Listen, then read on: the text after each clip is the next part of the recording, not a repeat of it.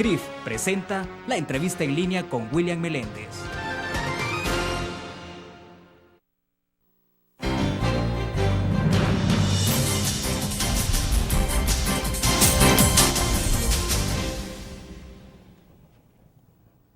Bienvenidos a la entrevista en línea en este martes 28 de junio de 2011. Un abrazo a quienes nos acompañan en nuestro país y el mundo a través del www.laprensagráfica.com, también a nuestros televidentes en Canal 25 que están con nosotros a las 9 de la noche y a nuestros radioescuchas en Grupo Dutriz Radio. Pueden enviar sus comentarios, transmitimos en tiempo real desde la sala de redacción de La Prensa Gráfica. El partido de oposición Arena ha prometido presentar una ley de partidos políticos, lo que supone un buen inicio para ordenar la parte más sensible relativa al control del financiamiento de los institutos políticos, pero también queremos hablar de los temas de coyuntura como el polémico decreto 743, sus consecuencias y el limbo en que se encontraría la Sala de lo Constitucional de la Corte Suprema de Justicia, en tanto la Asamblea no acepta las notificaciones de sentencias con mayoría y el director del diario oficial se niega a publicar las resoluciones. Vamos a hablar de esto y más con nuestro invitado de este día, es Jorge Velado, vicepresidente de Ideología del Partido Alianza Republicana Nacionalista Arena. Bienvenido, un gusto. Gracias, William. Muchas gracias por la oportunidad. Un saludo a todos los amigos que nos siguen a través de La Prensa Gráfica y también a los amigos que están en televisión y en radio. Perfecto. Jorge, para comenzar, antes de entrar a los detalles de la propuesta de ley de partidos políticos, que me parece que es una propuesta, tengo la impresión de que es un tema que se ha venido postergando por muchos años, pero bueno, lo importante es que ya se está colocando en agenda. Pero ¿es viable en este momento entrar a esa discusión cuando estamos en un contexto bastante convulsionado con esto del 743, pero además por la proximidad de las elecciones, Jorge? Yo creo que sí, yo creo que es viable y más que viable también es oportuno. Es decir, en una democracia las cuestiones tienen que seguir caminando independientemente si en ese momento pudieran existir algunos problemas como los que estamos viviendo que usted mencionaba o que pudieran existir elecciones, ¿verdad? De hecho, nosotros en El Salvador pasamos en elecciones todo el tiempo, pues, porque tenemos elecciones de diputados y de alcaldes cada 3 años y de presidente cada 5 y cada 15 se unen. Entonces, tenemos un alcalde o un diputado, tiene año y medio de estar ejerciendo su puesto e inmediatamente ya está entrando a una campaña política. Entonces, las cosas tienen que caminar, ¿verdad? Tienen que caminar al mismo tiempo. Yo creo que sí, es un momento importante para hacerlo. ¿Han hecho ustedes una especie de exploración a nivel de Asamblea Legislativa para precisar si hay otras fuerzas políticas interesadas en entrarle a esta propuesta? Sí, han habido incluso en el pasado algunos acercamientos con diferentes fuerzas políticas para hablar de lo importante que es esto. Al principio de esta legislación, hace 2 años, lamentablemente escuchamos de algunos partidos políticos que no les interesaba. Nosotros en Arena sí desde un principio estuvimos sumamente interesados. Como usted lo decía, esto es algo que se ha venido postergando y es una deuda creo que los partidos políticos tenemos con el pueblo salvadoreño. Una ley de partidos políticos permite un sinnúmero no solo de, digámoslo así, de transparencia, sino un sinnúmero de cosas, entre ellas la transparencia, sino que también nos permite como ordenar muchísimo más el proceso democrático, que sabemos que es el resultado de en gran medida de unas elecciones. Por lo tanto, nosotros sí hemos venido insistiendo. Como repito, al principio hubieron algunas fuerzas políticas que los oímos decir que no les interesaba, que creían que no era conveniente, que no era oportuno, que no era necesario. Nosotros sí creemos que es oportuno, necesario, conveniente y por lo tanto lo vamos a seguir empujando. Probablemente como lo hemos visto en estos últimos 2 años, por el hecho de que esta sea una propuesta de Arena, es posible que no cuente con los votos o con el beneplácito del FMLN. Pero yo creo que el FMLN también tiene su proyecto y lo que nos compete en este momento es revisar los 2 proyectos y si hubiese tercero o cuarto proyecto y sacar de cada uno lo mejor que tiene. Jorge, pero ¿no será que priva una lógica en los partidos políticos que en tanto están en el poder no les interesa la ley de partidos porque obviamente les implica fiscalización de fondos. O sea, ya vamos a entrar en los detalles, pero no será por eso. Y que cuando ya seas oposición entonces hay interés. Y en este caso, pues obviamente que la argumentación también pega para el partido Arena. Claro. Porque cualquiera dice, bueno, ¿por qué Arena no lo hizo cuando estuvo en el poder y cuando tenían una correlación de fuerzas mucho más importante en la Asamblea? Mire, Arena había trabajado en una posible ley de partidos políticos, en algunas propuestas, y algunos exfuncionarios lo pueden confirmar, y eso fue engavetado. ¿Por qué razón fue engavetado? Pues no sé, tal vez probablemente no le interesaba a la dirigencia del partido, que lamentablemente en ese momento coincidía ser también el presidente del partido, el presidente de la República, pues a él o a su pequeño grupo no le interesaba eso. Pero a nosotros sí nos interesa, y de hecho tenemos 2 años desde que llegamos al COENA, después de marzo del 2009, en el cual hemos estado insistiendo y trabajando, hemos hecho una serie de consultas. De hecho, nosotros hemos revisado leyes de partidos políticos de otros países del mundo, desde España, Colombia, México, Chile, con la idea de poder alimentarnos de información que nos pudiera servir cómo hacer para poder hacer una ley de partidos políticos que obviamente funcione en las condiciones de esta democracia. Claro, vamos a hacer nuestra primera pausa. Cuando regresemos, entremos entonces a los detalles, un poco cuáles son las cosas medulares o esenciales que ustedes están abordando con esta ley. Vamos a la pausa.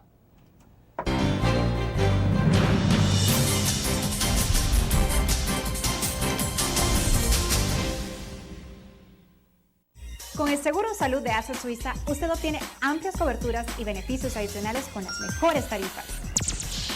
Crédito por hospitalización. Maternidad como cualquier otra enfermedad. Plan dental. Cobertura para trasplante de órganos. Seguro de vida. Coberturas para las complicaciones de recién nacido y enfermedades congénitas. Beneficio de desempleo para el pago de las primas de seguros. Nuestro seguro de salud le permite acceder a servicios de la más alta calidad y de forma inmediata. AXA Suiza asegura su tranquilidad.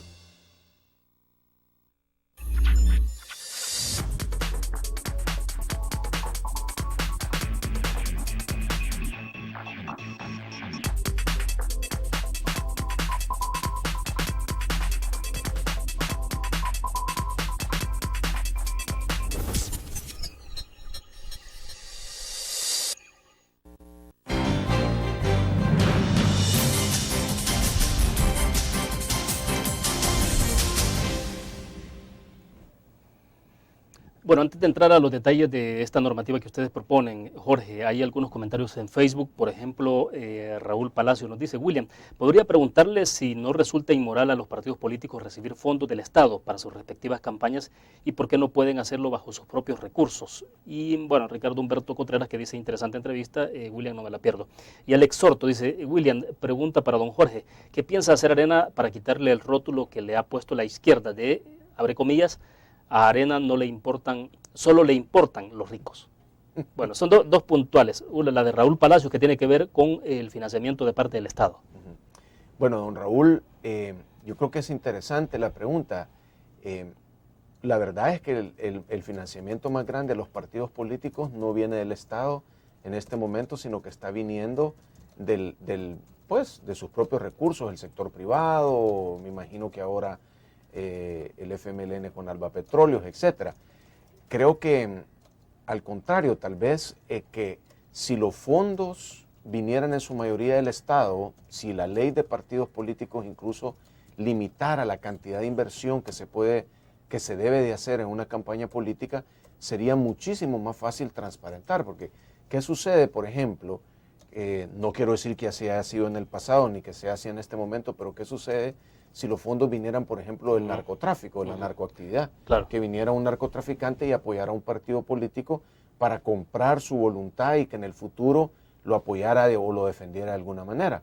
Transparentando, cuando se hacen usos de fondos que provenientes del Estado, se puede transparentar aún más. Así que yo realmente no creo que sea inmoral. De hecho, lo que se conoce como la deuda política es realmente poco comparado con lo que en este país se ha invertido en campañas publicitarias, que pudiera ser incluso no necesario llegar a esas grandes cantidades si estuviéramos más regulados.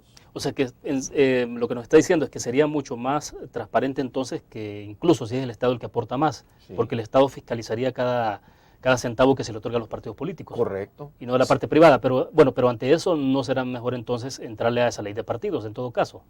¿Cómo no? Porque la ley de partidos Ujú. políticos incluye precisamente la fiscalización de esos fondos. Bueno, de hecho ya estamos sujetos a fiscalización desde el momento que estamos utilizando fondos del Estado. Pero si la ley de partidos políticos contemplara un apoyo mayor del Estado y le restaría o regularía de alguna manera la inversión y el apoyo de terceros, entonces pudiese ser mucho más fácil la fiscalización, siempre y cuando la Corte de Cuentas y las instituciones que le corresponden hicieran bien su trabajo en ese sentido. En este momento, por ley, ningún partido político está obligado a rendir cuentas de cuántos fondos recibe, de quiénes los recibe y cómo los administra en absoluto. No, solo la parte del Estado, lo que se conoce como la deuda política. Bueno, pero en esa parte tampoco están obligados ustedes a demostrar en qué se invirtió. O sea, es decir, a los partidos les dan la plata y la invierten a su discreción. Correcto. Entonces, precisamente, una ley de partidos políticos nos pudiera llevar también a transparentar los fondos, es decir, de dónde vienen los fondos. Volvemos al tema del qué pasa si vienen de una procedencia extraña, llamémosle así, ¿verdad? O ilegal. Si alguien pudiera incluso utilizar un partido político para lavar dinero, eso no debería ser permitido. O sea, ya ha ocurrido. Ya, sí, no sé si en El Salvador, pero ya ha ocurrido. Es decir, sí, la experiencia a nivel mundial indica Sí, eso, sí. pero En Colombia eso bueno, sucede pero aquí muchísimo. también hemos tenido diputados que ahora están detenidos por la vinculación, o sea, Sí, sí. y nadie puede dar fe de que no hayan utilizado dinero proveniente de lavado. Nadie puede dar fe, correcto. Una ley de partidos políticos serviría muchísimo para transparentar todo este tema, ¿verdad? Habitualmente, ¿cómo logran entonces sobrevivir los partidos políticos en términos económicos? Típicamente es donaciones de sus correligionarios, ¿verdad? Y de algunos amigos, empresas, personas que pudieran ayudarle por algún motivo, pues por una identificación política, por alguna identificación con la ideología del partido, ¿verdad? De hecho, vimos, por ejemplo, en la última campaña política, hubo un empresario que le dio al entonces candidato Mauricio Funes, creo que 2 o 3 millones de dólares. De ahí es donde vienen esas ayudas, ¿verdad? Principalmente. Bueno, en Estados Unidos, por ejemplo, está muy delimitada la cantidad de fondos que puede recibir un candidato, ¿no? O Sí. marca una campaña. O sea, en la propuesta que ustedes hacen, ¿están estableciendo montos, topes de donaciones, por ejemplo, de particulares? ¿Cómo? Todavía no tiene un monto tope eso, pero parte de nuestra propuesta va en ese sentido, ¿verdad? Que se definan cuáles son bajo qué condiciones y en alguna medida hasta en qué montos se pueden recibir aportaciones de terceras personas. Y por supuesto también la aportación o la recolección interna que puede tener un partido. Y luego tal vez a mí me gustaría contestarlo eso de que el mote de que los salvadoreños, que Arena es el partido solo de los ricos. Vale, vamos a la pausa comercial. Cuando regresemos, usted entonces tiene el espacio para responder. Vamos a la pausa.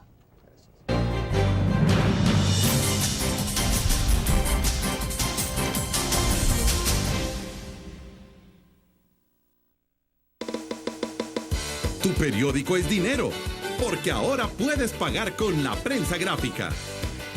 Busca y recorta en tu periódico el dinero, que podrás canjear en los establecimientos de nuestros aliados. Encontrarás uno cada día. Compra con la prensa gráfica y encuentra una buena noticia para tu bolsillo. Con la prensa gráfica lo compras.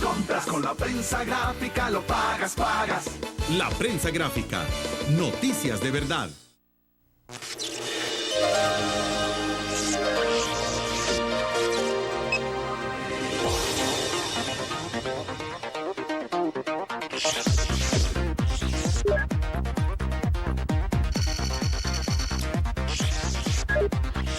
Estimulamos tus sentidos para que leas, veas, escuches e interactúes con la verdad. LPG Multimedia.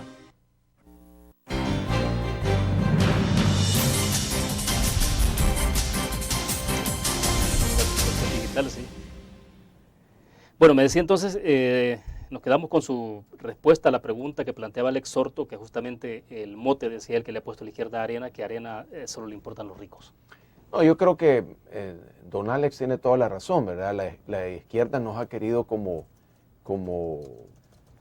apodar, digámoslo así, de que Arena es un partido que solo es de los ricos, pero yo siempre he dicho, Arena es el partido de los ricos, es el partido de los pobres, es el partido de los empresarios, es el partido de los profesionales, es el partido de las mujeres, es el partido de los jóvenes, es decir, es el partido del sector agrícola, es decir, del sector industrial. Arena realmente se conformó como una alianza de sectores, claro, y ahí están representados todos. Pero se conserva ese principio base de fundación de Arena, de las alianzas. Sí. ¿No ha quedado eso más como una palabra? No, realmente de hecho la organización... ¿Cómo se demuestra? Por la organización del partido. Cuando nosotros vemos el partido está organizado de tal manera que en cada municipio, en cada departamento está conformado por miembros de los diferentes sectores de la sociedad.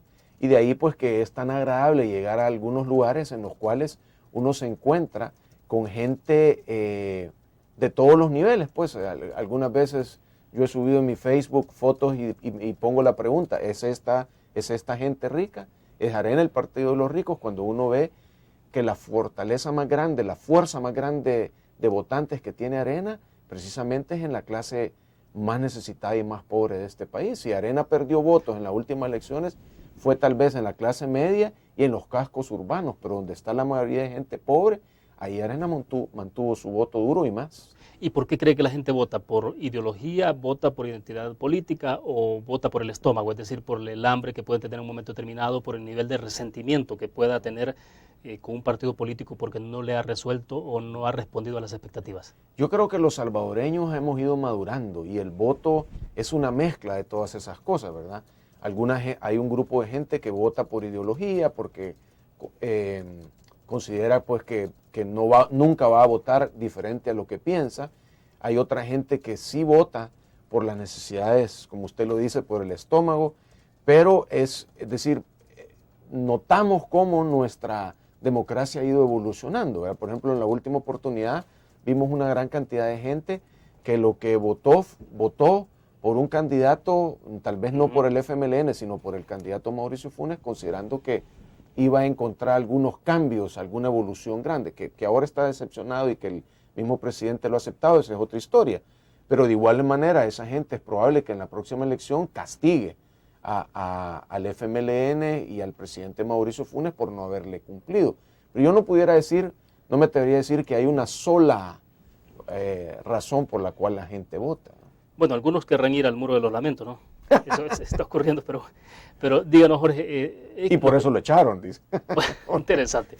Pero bueno, Jorge, el punto es que, por ejemplo, de San Salvador, cuando uno revisa las encuestas, las inclinaciones, tal parece que la cuestión ideológica está privando menos. Y me refiero a San Salvador porque cuando uno ve la intención de voto en el caso del alcalde de San Salvador, Norman Quijano, ya no ve uno aquel votante que se identificaba o decía San Salvador es más izquierda que derecha. Hoy sí, aparentemente ha habido una movilidad. No sé si es que la persona se está convirtiendo de izquierda a derecha o derecha a izquierda, o simplemente es una persona que es de izquierda pero está de acuerdo con el trabajo que hace Norman Quijano o a la inversa. Creo que es la primera vez que Arena en los últimos tal vez 15 años o algo así, tiene la preferencia de voto por diputados en San Salvador más alto que la preferencia de votos por diputados de San Salvador que el FMLN. Y ahí definitivamente hay un castigo de aquella persona. Yo creo que en los cascos urbanos es donde tal vez menos predomina la ideología. En el casco urbano es más, la gente lo piensa mejor. Y de hecho, repito, la última votación de presidencial Arena donde perdió más votos fue en el casco urbano, en la clase media. Esa clase media, ese casco urbano ahora se da cuenta de que al no habérsele cumplido con todo lo que le habían ofrecido, no tiene por qué volverle a dar el voto al FMLN y prefiere volvérselo a dar a Arena o dárselo por primera vez a Arena, porque habrán algunos que nunca se lo han dado, para que volvamos a una situación de progreso, de paz y de libertad en la que estábamos. Ahora, pero eso demanda, me imagino yo, mucho más desafíos, mucho más retos para los partidos. Correcto. Porque si bien hay que trabajar mucho la parte ideológica con los militantes, pero también tiene que ver de la forma en cómo se desenvuelven y qué respuesta están dando en términos de expectativas. De hecho, yo me atrevería a decir, William, que la próxima elección no va a ser realmente el discurso político no puede estar basado tanto en la ideología de los partidos. Es decir, la gente realmente quiere ver que se le resuelvan sus problemas. Es decir, que alguna gente lo que está preocupada es que lo que va a comer mañana, ¿verdad? Otros están preocupados que ya no le alcanza para darle para el bus a los hijos porque lo que le ha subido el gas y el agua y la energía eléctrica, al final de cuentas no le alcanza. Entonces, yo sí creo que es más bien el que le pueda dar la mejor propuesta para solventarle los problemas a los salvadoreños es aquel que va a salir favorecido con los votantes. Bien, dejo plantear la interrogante si usted entonces está viendo mucho más madurez en la forma en que la gente está votando. Vamos a la pausa.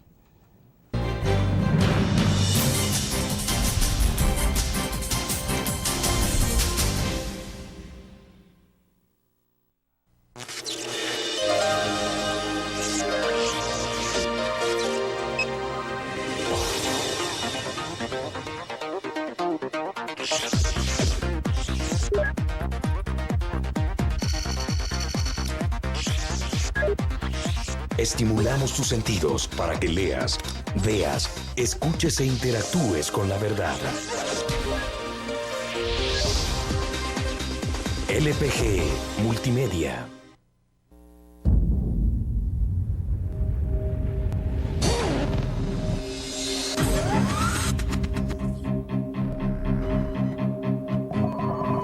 El inicio de una estrategia financiera desde los negocios y la actividad económica hacia toda Centroamérica.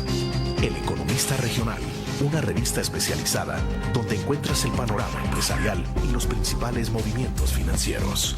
El Economista, el modelo regional de información económica. Ahí, arranca.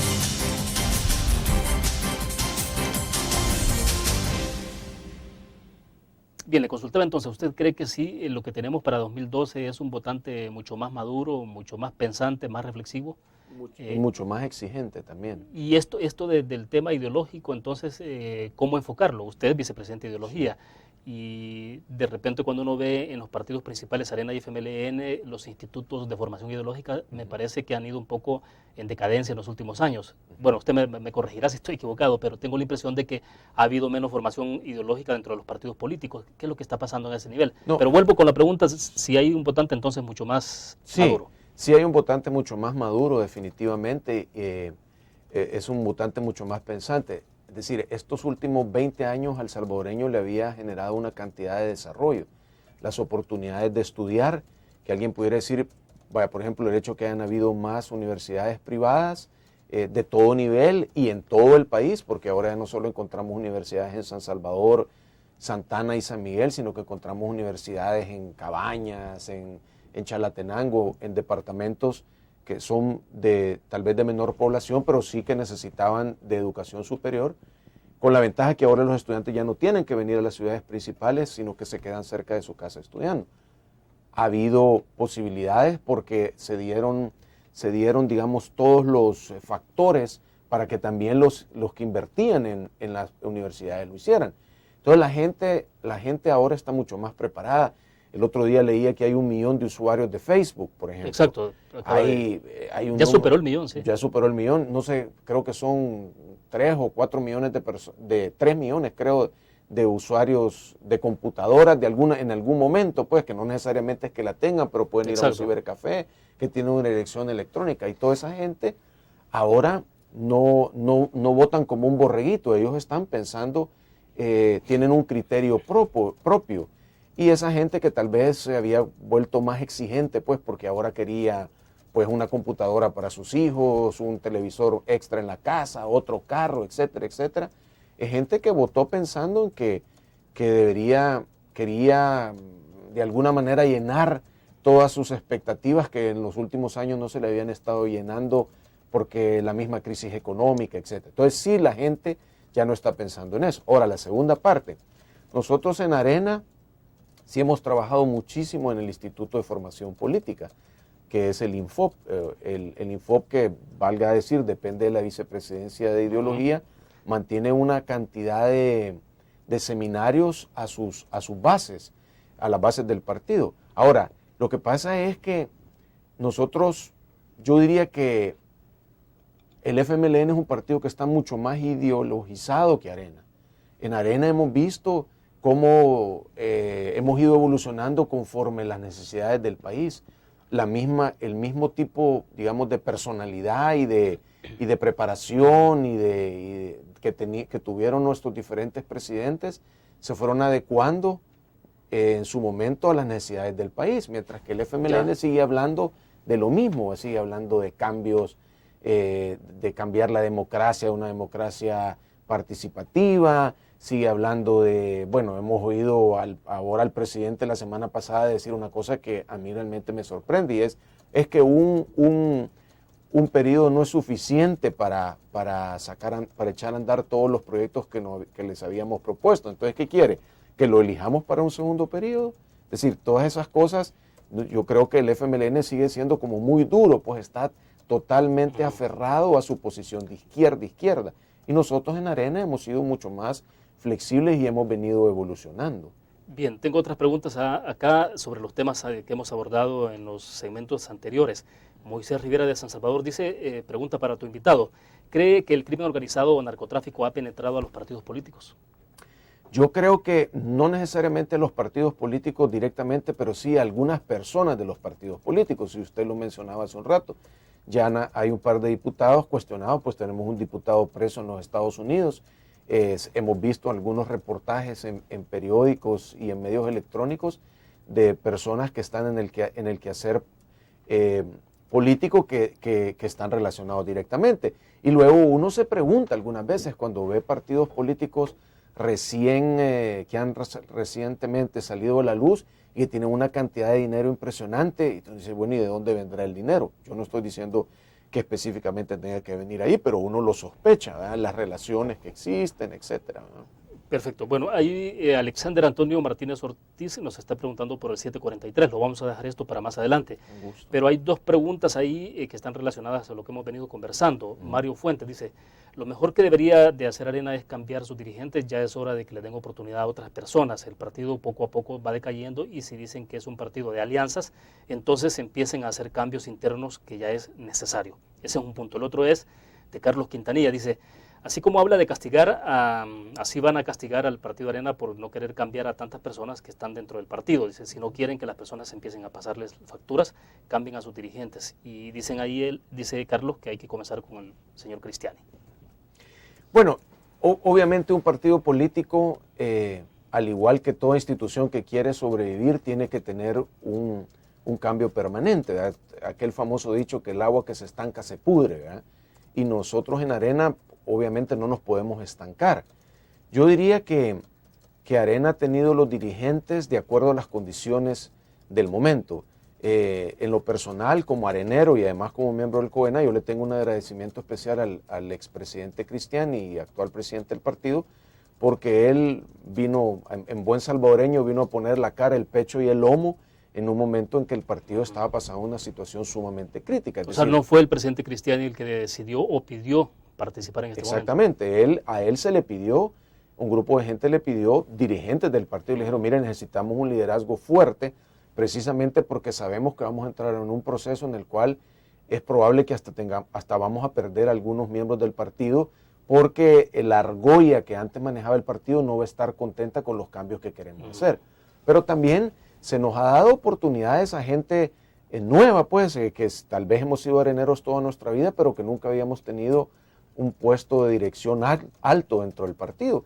Y ahí vemos que dentro del mismo COENA, entre las 14 personas que estamos, hay gente que ha tenido experiencia, como don Freddy, don Hugo Barrera, pues Pancho Laínez, que ya ha estado, tal vez Coralia Guerra, que también había estado en otros, pero luego venimos otro grupo de gente que somos, llamémosle así, de nuevo ingreso. Y dentro de los 8 sectores del partido, si nosotros revisamos, de los 8 sectores, prácticamente todos tienen un nuevo dirigente Creo que solo hay un sector que se quedó con un dirigente anterior. Y entre los directores departamentales también hubo un cambio bastante grande, a excepción, me parece que de 2 departamentos, los otros 12 cambiaron su dirigencia. Y de hecho, en estos 2 años la hemos renovado. Que pueden haber cambios en la alta dirigencia del partido, pues los pueden haber si en estos 2 años los han habido. Bien, debo hacer otra pausa, Jorge. Cuando regresemos, justamente, ¿cuál es el momento para hacer los cambios en Arena? ¿Y cuándo es el momento entonces en que el presidente actual del COENA debe dejar el barco? Vamos a la pausa.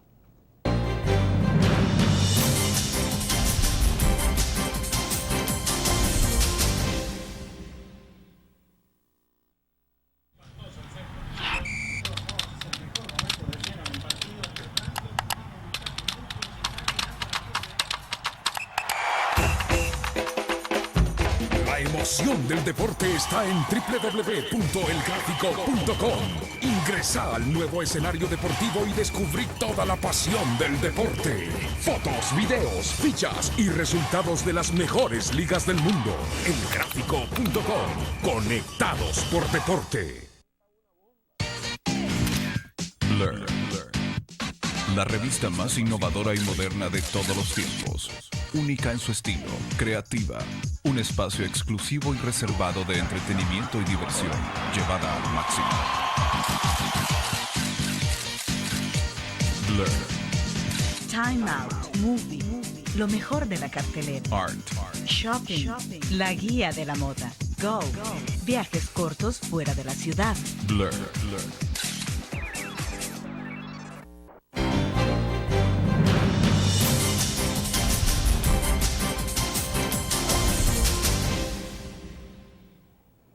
Bien, le dejaba planteada la interrogante entonces, Jorge, es cuándo debe llegar el cambio a la dirección del Partido Arena, concretamente porque la pregunta que se ha planteado es alrededor de la figura del presidente Cristiani como presidente del COENA. Entonces, ¿cuál es el momento oportuno o el más indicado para que se pueda dar esa otra transición?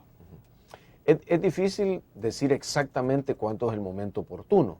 Tal vez lo que yo quisiera contar o comentar es que nosotros en Arena no hemos estado detenidos en el proceso de pensamiento, discusión y debate de los cambios que deben de haber en el partido.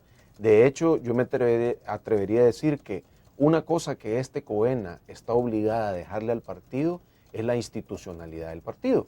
¿A qué me refiero? En el pasado reciente, la institucionalidad del partido se violentó totalmente y la forma en que estamos estructurados permitió que llegase un presidente que se tomara el partido con una pequeña argolla. Nosotros hemos considerado que eso no puede ser y por lo tanto estamos trabajando incluso en hacer los cambios necesarios que se deban hacer dentro de nuestros estatutos para evitar, mejor dicho, que eso vuelva a suceder. Pero lo más importante no es evitar un problema, lo más importante es institucionalizarle el partido, porque si se institucionaliza, los problemas no van a venir. Y doy un par de ejemplos.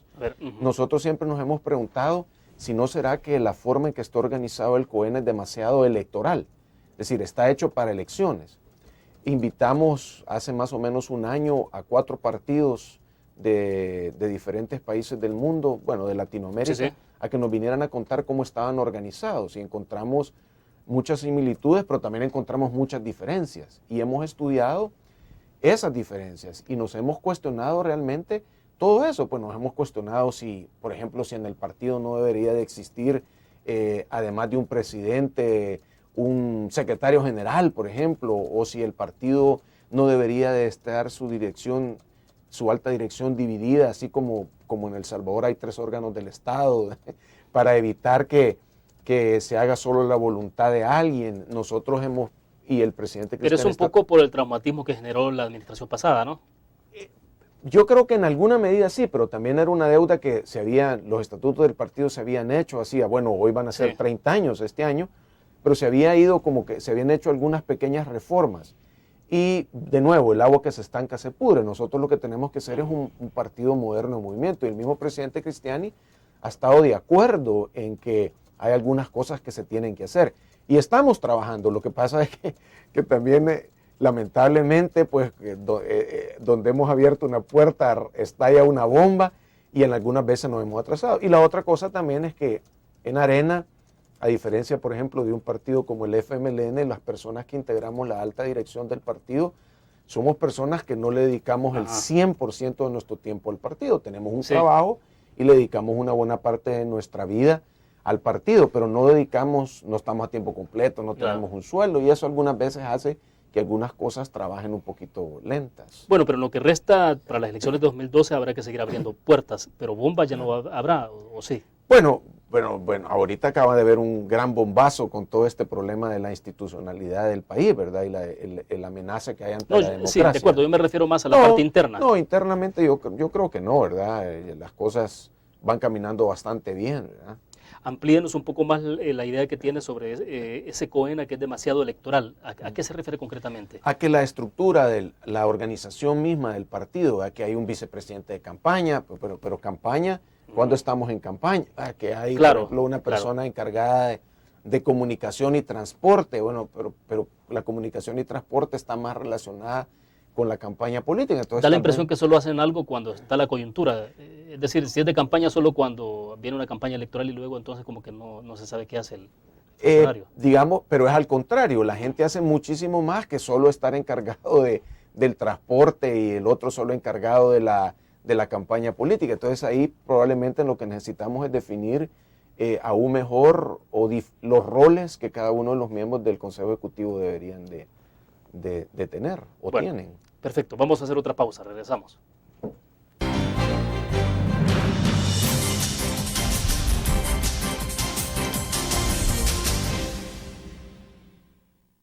Con el Seguro de Salud de Asset Suiza, usted obtiene amplias coberturas y beneficios adicionales con las mejores tarifas. Crédito por hospitalización. Maternidad como cualquier otra enfermedad. Plan dental. Cobertura para trasplante de órganos. Seguro de vida. Coberturas para las complicaciones de recién nacido y enfermedades congénitas. Beneficio de desempleo para el pago de las primas de seguros.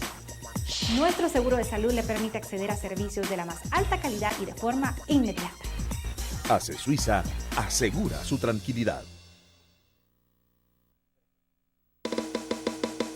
Tu periódico es dinero, porque ahora puedes pagar con la prensa gráfica.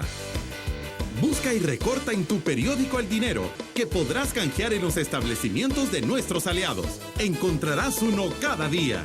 Compra con la prensa gráfica y encuentra una buena noticia para tu bolsillo. Con la prensa gráfica lo compras. Con la prensa gráfica lo pagas. La prensa gráfica. Noticias de verdad.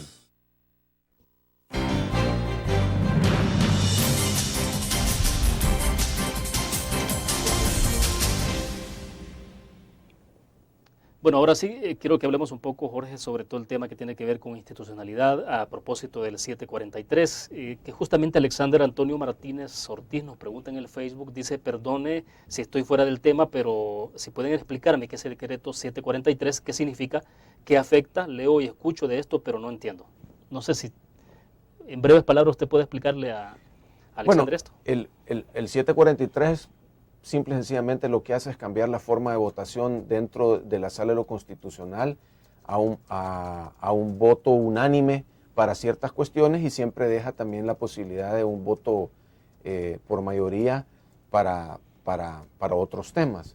Pero eso es. Ahora, ¿por qué es el gran escándalo? El gran escándalo es porque nunca en este país, ni en muchos países del mundo, a una sala de lo constitucional se le pide un voto unánime. Eso es básicamente la situación, ¿verdad?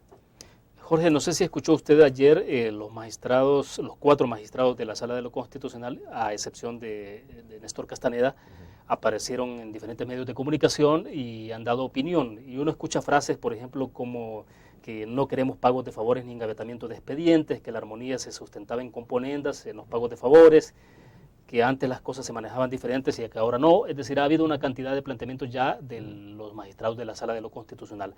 ¿Hacia dónde nos está llevando toda esta discusión? ¿Es a tener más luces de cuál es la solución a este problema o lo que estamos experimentando es más contradicciones y más pugna, más lucha entre todos los órganos del Estado? En mi criterio, William, lo segundo. Yo creo que este tipo de declaraciones, no solo de los magistrados, sino que también de algunos diputados de la Asamblea Legislativa. De hecho, algunas mismas declaraciones que han venido del lado del Ejecutivo no abonan a este problema. Yo creo que anoche escuchaba al expresidente de la República, el doctor Calderón Sol, hablar del tema, sí, sí. Y le preguntaba el entrevistador que si él había visto en el pasado una crisis tan grande como esta en la institucionalidad del país, y él decía que no. Y la verdad es que yo creo que ahorita lo que necesitamos es resolver esta situación. Y la manera de resolverlo, lo primero es, necesitamos que los 3 órganos del Estado muestren que tienen voluntad para hacerlo. La ley es bien clara y delimita cuáles son los poderes de cada uno de ellos. Hay molestias porque algunos sienten que se han invadido los poderes del otro.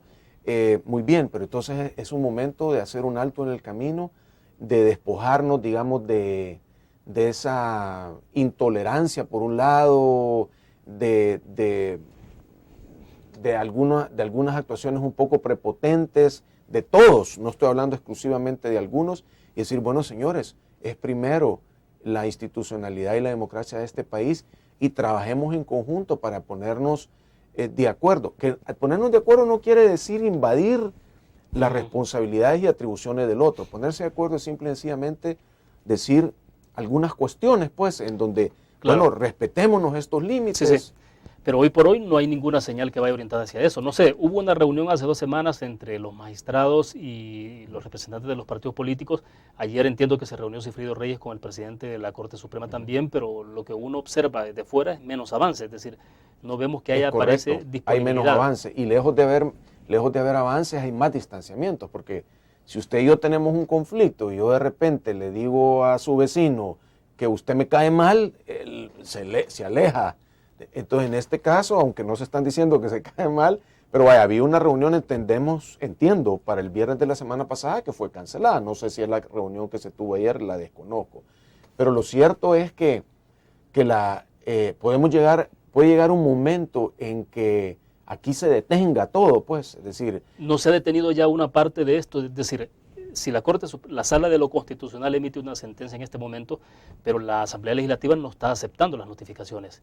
Y peor aún, el diario oficial tampoco está aceptando publicar las sentencias que vienen de la Sala con 4 votos. Están pidiendo la unanimidad. Es decir, ¿no será que ya estamos en una especie de limbo a esos niveles? ¿Cómo no? Ya estamos en un problema, ya estamos en un limbo, ya estamos en un problema, y ese problema tiene 2 caminos. O se hace más grande o se empieza a hacer más pequeño. Yo lo que no veo es que en este momento estemos haciendo entre todos algo para que se haga más pequeño. Y eso nos corresponde, obviamente, a todas las partes, también a la parte política. Yo oí decir ayer a un par de personas que esto no era una cuestión política, sino una cuestión jurídica. Pero sí tiene mucho que ver también la parte política, porque quieras o no, dentro de la Asamblea Legislativa, lo que hay es político. Yo quiero decir una cosa, es mi opinión personal. ¿Sí? Cuando se escogió a estos miembros de la Sala de lo Constitucional, se escogió pensando, y yo creo que así ha sido, que entre ellos había una independencia de pensamiento. Independientemente de que algunos de ellos tuvieran tal vez más afinidad hacia la izquierda, hacia la derecha, es bien difícil que en un país tan pequeño como el nuestro la gente no tenga alguna cierta afinidad. Pero nosotros los escogimos, y digo claro, nosotros porque participamos de eso, obviamente, pensando que estas eran personas que iban a trabajar por la institucionalidad del país, por la democracia, y que no iban a estar, ellos tienen razón, no iban a estar pagándole favores a nadie. ¿Pero qué es lo que está presenciando ahora usted entonces? No, lo que yo estoy presenciando ahora es que tal vez el actuar de ellos los ha hecho sobrepasarse en algunos momentos, y eso ha generado un choque, principalmente con la Asamblea Legislativa. Entonces, eso que usted dice, bueno, ellos dicen por un lado que no aplica, entonces la Asamblea les dice que no los acepta. Entonces, ¿para dónde vamos? De nuevo, yo creo que hay que quitarnos todos esos resentimientos, malos entendidos, y sentarnos a hablar base cero. Probablemente ahí no vamos a participar directamente los partidos políticos, sino a través de nuestras representaciones en la Asamblea Legislativa, pero sería una buena manera. Y obviamente vuelvo a hacer un llamado, como lo hemos hecho en el pasado, tanto a diputados como a los magistrados de la Corte, y no solo a ellos 4, sino que a toda a toda la Corte Suprema de Justicia y al Ejecutivo, que valga decir que el señor presidente de la República, aunque él no va a dar la solución, pero él sí puede y debe de participar en esto. Y pongo un ejemplo, cuando se estancó hace aproximadamente 2 años precisamente la elección de los magistrados y del fiscal general, el presidente invitó a los partidos políticos a casa presidencial y les dijo, miren, yo obviamente no les puedo decir a quién poner, pero yo estoy aquí como un testigo y como un facilitador ayudándoles a resolver este problema. Yo quisiera oír esa misma actitud del presidente en este momento también. Perfecto, vamos a la última pausa comercial, volvemos al cierre de la entrevista en línea.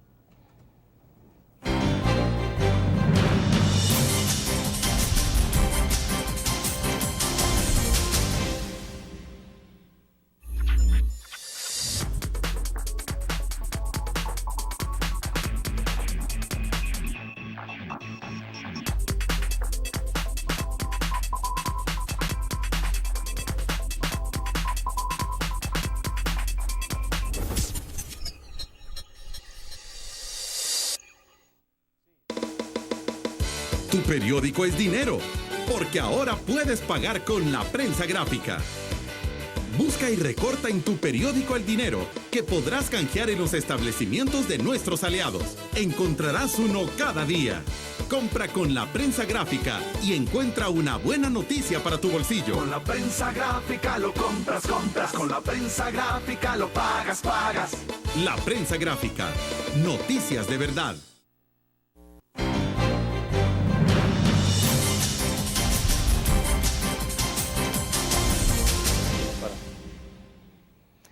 Quiero leer un par de comentarios más en el cierre de la entrevista en línea. Raúl Salinas Álvarez, saludos para Raúl, nos dice un comentario justamente sobre el decreto.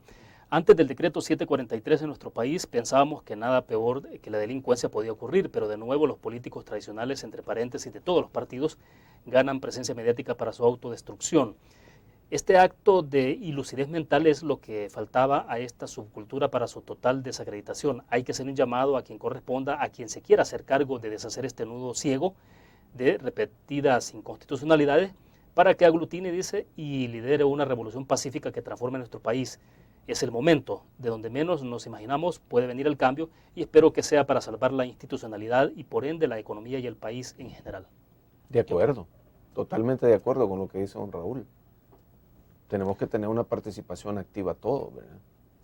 Bueno, luego Oscar Sánchez, que nos escribe, dice, no solo Arena debería remozar su dirigencia, miren quiénes están dirigiendo el frente. Eso tiene que ver con el otro tema del que ya veníamos hablando, en donde hay un planteamiento de exigir, algunos exigen, otros piden que el presidente Cristiani ya deje la presidencia del partido Arena, pero acá Oscar Sánchez lo que está diciendo es que, bueno, hay que remozar todas las dirigencias de los partidos. Mire, yo creo que en realidad, en los partidos políticos, si queremos mantener un partido novedoso, obviamente tiene que haber también cambio en las dirigencias, ¿verdad? Algunos hemos sido críticos en el caso de Arena, que hubo un periodo de tiempo en donde los dirigentes no pasaron la estafeta a los demás. Si acordemos en las carreras de relevo, se pasa la estafeta y se corren, ¿qué? 10, 15 metros juntos y después se suelta. Exacto. Y eso lamentablemente, pues, no me corresponde a mí criticar a los demás partidos políticos y a sus dirigencias, pero también está pasando, ¿verdad? Lo vemos no solo en el FMLN, sino que lo vemos en los otros partidos. Yo creo que es bueno que exista gente nueva dentro de los partidos políticos a todo nivel. En un partido político, para que el partido político se mantenga vivo, tiene que tener constantemente gente nueva, estarse capacitando a la gente que se tiene y estar trabajando, ¿verdad? Y muchas veces hay gente que ya está cansada de trabajar por los años que tiene de estar en un partido, entonces es bueno que llegue la nueva gente, la nueva visión, etcétera. Claro. Ahora, para ir concluyendo sobre el 743, Jorge, ¿cómo se desactiva esto? ¿Cómo se desenreda ese nudo, como decía Raúl, ese nudo que se ha hecho ahí? Entonces, ¿y quiénes son los llamados a poder desactivar eso? Bueno, yo creo que el inicio para desactivar esto es que haya voluntad. Y eso es lo que en lo personal yo no siento en este momento. Pues cuando estamos oyendo comentarios de algunos diputados en donde ya están diciendo que el próximo jueves lo que van a hacer es declararlos a estos en desacato y abrirles un proceso y destituirlos, eso no nos lleva a ningún lado. De hecho, en las redes sociales, el fin de semana transcurrió un rumor, digo un rumor porque no fue nada confirmado, ayer se lo consulté al diputado Francisco Merino, porque en redes sociales se dijo de que el sábado anterior hubo una reunión de los partidos FMLN, GANA, PCN y PDC, y que había un acuerdo de derogar el 743, pero al mismo tiempo destituir a los 4 magistrados. Entonces, él dijo de que no había ninguna reunión de ese tipo, pues, y que no tenía conocimiento de eso, pero no sé si ustedes saben de... No, de hecho, incluso ni nos mencionan ahí, no tengo idea si habrá habido una reunión. Pero bueno, si ocurriera, estamos hablando en términos hipotéticos, el Partido Arena no apoyaría ninguna de las dos salidas.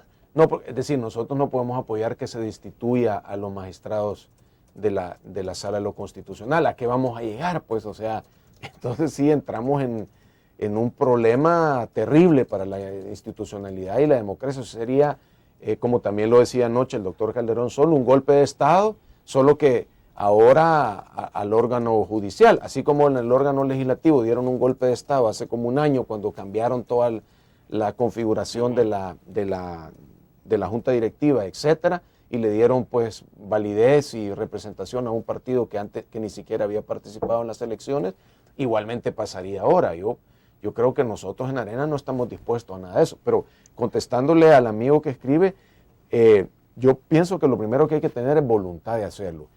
Y repito, aquí hay responsabilidad de todas las partes, de los 3 órganos, y de alguna manera también responsabilidad de los partidos políticos, pues, porque al final de cuentas los miembros de los señores diputados y señoras diputadas provienen de partidos políticos. Entonces, lo que nos falta en este país, William, es mucho debate. O sea, pero un debate sano. Lamentablemente, a veces el debate se queda en pelearnos.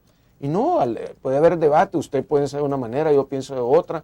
Hablamos mucho, los acuerdos de paz no se firmaron en una sentada. Claro. Pasaron 1 año y medio negociando y ya un poco antes de que llegara el presidente. Y no es más difícil este problema que tenemos al que se tuvo definitivamente que no, cuando nos odiamos y nos matamos, claro. Porque hoy no nos estamos matando, espero que no lleguemos a eso por tener ideas diferentes. Yo creo que es el mejor momento para hacerlo. Perfecto, bueno, interesante la conversación, Jorge, le agradezco que haya compartido con nosotros. Mucho gusto, un saludo para todos los amigos que nos siguen.